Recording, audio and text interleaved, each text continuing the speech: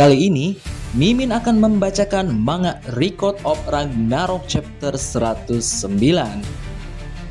Di chapter sebelumnya cerita berakhir di titik paling menegangkan, di mana Odin muncul dengan aura yang sangat mengintimidasi.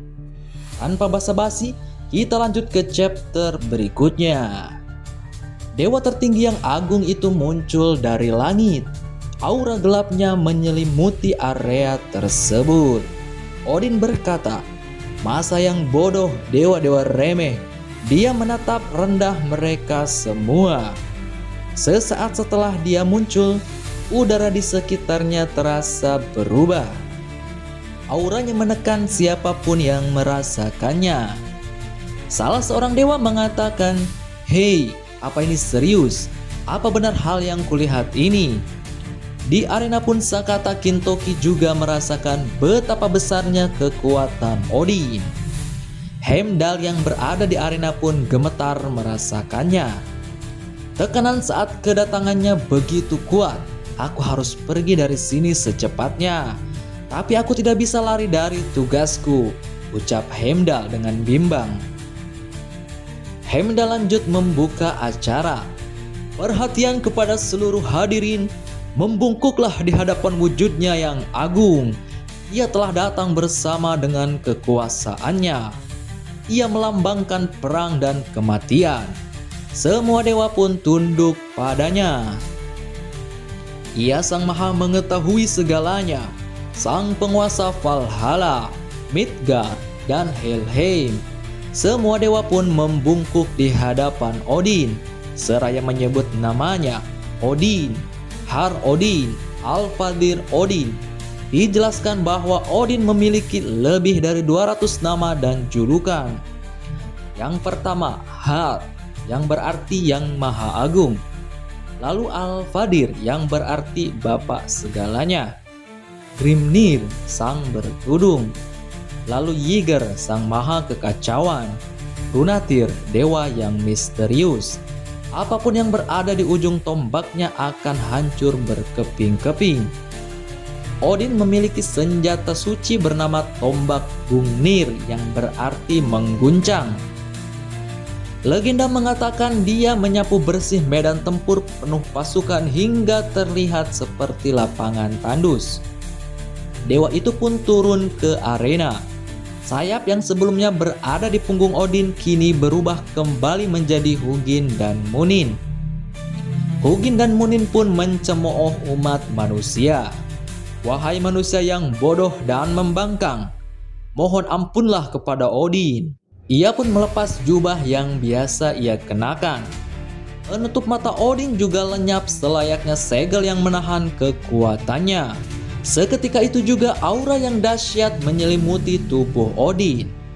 Wujudnya yang renta itu perlahan memudar, berubah menjadi sosok muda yang gagah, berdiri dengan baju perang lengkap. Inilah wujud sempurna Odin. Transformasi itu membangkitkan kekuatan sejatinya, membuat keberadaannya sendiri terasa lebih mengancam. Umat manusia yang melihat itu merasa sangat cemas. Apa yang terjadi? Ia terlihat berbeda. Tidak, selain itu, tangan manusia itu sampai gemetar dibuatnya. Hanya dengan melihat wujudnya, membuat kami gemetar. Manusia yang awalnya merasa kita akan menang atau kita punya peluang, mulai terasa mustahil. Ini pertama kalinya untuk mereka melihat sosok Odin yang sangat mengerikan. Untuk umat manusia yang dilindungi dewa, bahkan untuk sesama dewa pun Odin merupakan dewa yang agung, suci, dan tak terkalahkan. Zeus mengakui ini pertama kalinya dia melihat wujud tempur Odin. Brunhilde pun sampai tak bisa berkata-kata saat melihat wujudnya. Siwa terlihat kagum dengan wujud Odin. Aphrodite dan Thor sampai terdiam. Ares pun menelan ludah setelah melihat wujud Odin. Pertarungan Odin dan Sakata Kintoki pun dimulai. Sambil mengangkat kapaknya, Sakata Kintoki mengambil kuda-kuda untuk bertarung. Odin pun hanya tersenyum meremehkan Kintoki. Seraya berkata, "Kukira siapa yang akan jadi lawanku? Ternyata hanya kamu, serangga kecil mainan Buddha. Selain itu, gadis yang tadi lumayan lemah. Aku pikir ia memilihmu untuk mengalahkanku."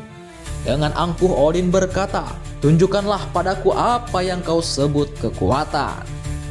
Alih-alih gentar, Sakata Kintoki justru tersenyum tipis, seolah semua ancaman itu tidak berarti apa-apa.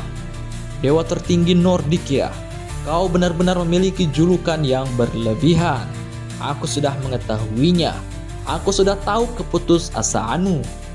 Bersamaan dengan itu, muncul cahaya suci dari tangan Sakata Kintoki.